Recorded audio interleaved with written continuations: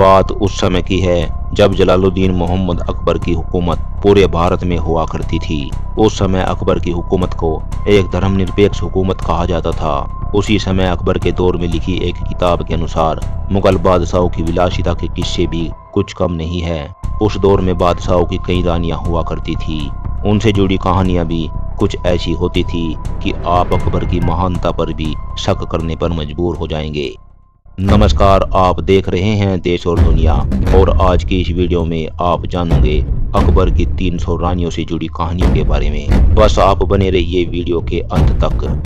बात उस समय की है जब मुगल बादशाह अकबर मथुरा के जंगलों में हिरन के शिकार का मजा ले रहे थे।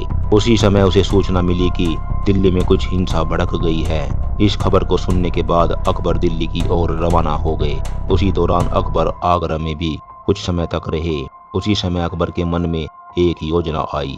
उनकी योजना थी कि क्यों ना दिल्ली और आगरा के रईसों की बेटियों से शादी करके उनकी रियासतों को जोड़ लिया जाए। इस बारे में अकबर ने अपने करीबियों से भी इसकी चर्चा की। उस समय शादियों के जरिए राजनीतिक संबंध बनाना एक आम बात थी। अकबर का ये विचार उस समय काम कर गया था। कई लोग इस फैसले से सहमत थे। उसके बाद अकबर ने किन्नरों और कव्वालों को बुलवाया। दरअसल उस दौर में कव्वाल का काम लड़कियों के पिता के यहाँ शादी का प्रस्ताव लेकर जाना होता था। वहीं किन्नरों को रईसों के हरम में उनकी बेटियों का चुनाव करने के लिए भेजा जाता था। उनका काम ये देखना था कि आगरा के रईसों की बेटियां शाही हरम के काबिल है या नहीं। जैसे ही अकबर का ये फरमान सरेआम हुआ तो शहर में मानो एक आतंक सा माहौल पैदा हो गया, और शहर के रईसों, अमीर, उमराव पर यह खबर मानो कहर की तरह टूटी। लेकिन बादशाह के फैसले को कौन चुनौती दे सकता था। उस समय बादशाह का आदेश सबको मानना होता था। उन्हीं दिनों शहर से लौटते वक्त अकबर की निगाह आगरा के सरदार शेख बधा के बेटे अब्द उल वासी की खूबसूरत पत्नी पर पड़ी। बस फिर क्या था, अकबर जिद पकड़कर बैठ गए कि वह निकाह उसी से करेंगे। उसके बाद अकबर ने शेख के पास निकाह का प्रस्ताव भेजा। शेख और उसके बेटे पर तो मानो कहर टूट पड़ा हो।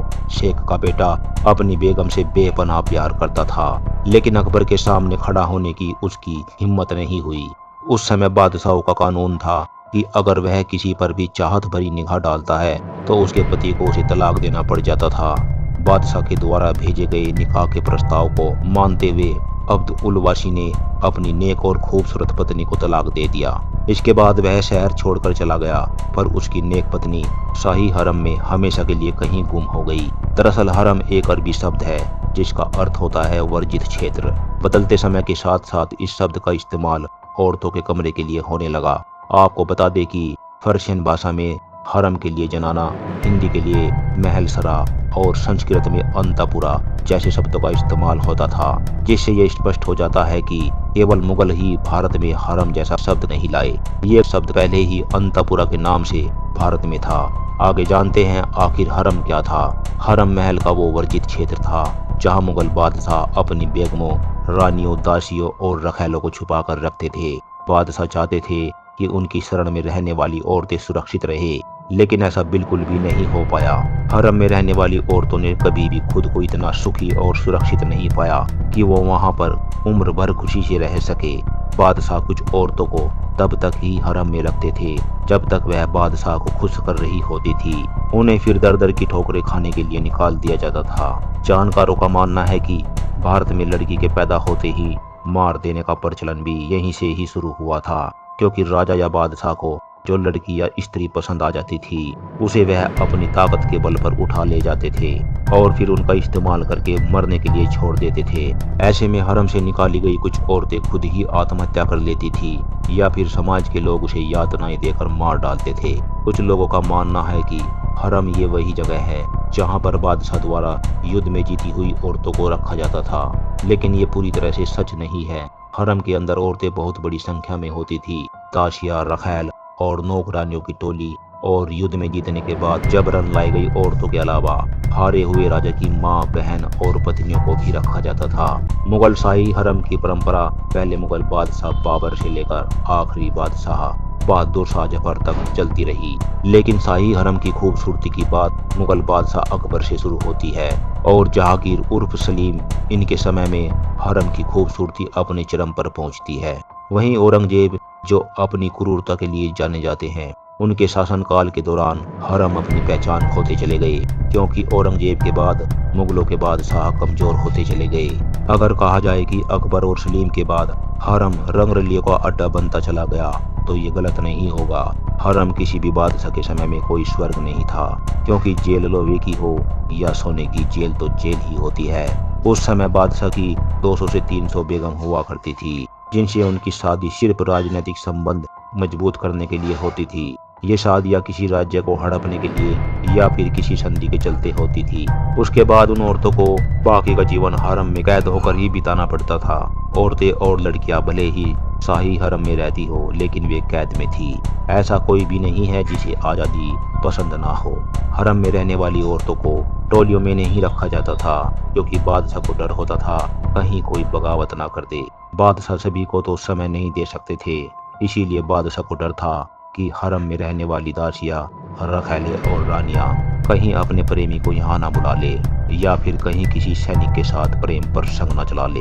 तो बादशाह ने इन सब पर नजर रखने के लिए एक अलग तरह की सेना बनाई, जिसमें केवल किन्नर ही शामिल हुआ करते थे। वो भी पूरी तरह से युद्ध कला में निपुण हुआ करते थे। अब आप सोच रहे होंगे कि आखिर किन्नर ही क्यों? बादशाह का मानना था कि किन्नर किसी के साथ भी संबंध नहीं बना सकते थे, इसीलिए बादशाह को हरम की रक्षा के लिए किन्नरों की सेना बनानी पड़ी। हरम की रक्षा के लिए तैनात किन्नर किसी खतरनाक सैनिक से कम नहीं होते थे, इसीलिए हरम की सारी औरतें उनसे डरती थी। उस समय हरम की पूरी सुरक्षा इन्हीं के जिम्मे होती थी। कभी कभी तो बादशाह भी भेष बदलकर हरम का जायजा लेते थे। वो देखते थे कि कहीं कोई किसी से मिल तो नहीं रहा। शाहजहां, जिनकी 2 बेटियां थी, जहां आरा और रोशनारा, जो हरम में ही रहती थी, एक बार दोनों शहजादियां अपने प्रेमियों से मिलते हुए पकड़ी गई थी, जिसके बाद बादशाह ने तत्काल ही दोनों को मौत के घाट उतरवा दिया था। अब आप समझ ही गए होंगे कि आखिर हरम क्या था और क्यों किन्नरों को ही हरम की सुरक्षा की जिम्मेदारी दी जाती थी। कादिर बदायूं ने अपनी किताब में लिखा था कि अकबर के हरम में लगभग 5000 औरतें थी। ये औरतें अकबर की पत्नियों से अलग थी, लेकिन जहांगीरनामा में सिर्फ अकबर की 35 पत्नियों का ही जिक्र आता है, जिनमें 3 पत्नियां रुकिया सुल्तान, हीरा कुंवर और सलीमा सुल्तान मुख्य थी, जिनमें सलीम की मां हीरा कुंवर थी। जानकारों का कहना है कि मुगलों ने कई देशों से विभिन्न धर्म और संस्कृति की औरतों को अपने हरम में लाकर रखा था। हरम में किसी भी औरत को अपनी इच्छा के अनुसार बाहर जाने की अनुमति नहीं थी। वैसे अकबर और उनके हरम को लेकर आपकी क्या राय है, हमें कमेंट में जरूर बताएं। बस आज की वीडियो में इतना ही। फिर मिलेंगे अगली वीडियो में कुछ ऐसी ही जानकारी के साथ। वीडियो में यहाँ तक बने रहने के लिए आप सबका धन्यवाद।